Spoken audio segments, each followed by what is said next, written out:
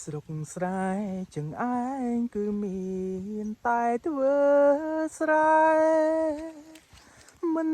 តែស្គាល់ទេទីក្រុងដ៏ស្កឹម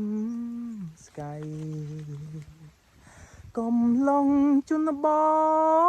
ទគ្មានគេបែតីធ្វើតែស្រែលើដីស្បែកខ្មៅត្រូវថ្ងៃរាប់ខែស្ដាប់ពីងប្រដៅ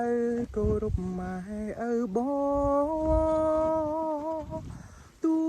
បីខ្លួនក្រត្រដខំធ្វើស្រែហាលភ្លៀងហាលក្តៅខោអាវជាប់តាយស្រងាយក្នុងតែក្តាមខ្យងមកអមស្រែមិនដែលបានហូបនៅភីសាពេលចង់ស្ដាប់ភ្លេងឬតែសំលេងចាប់យ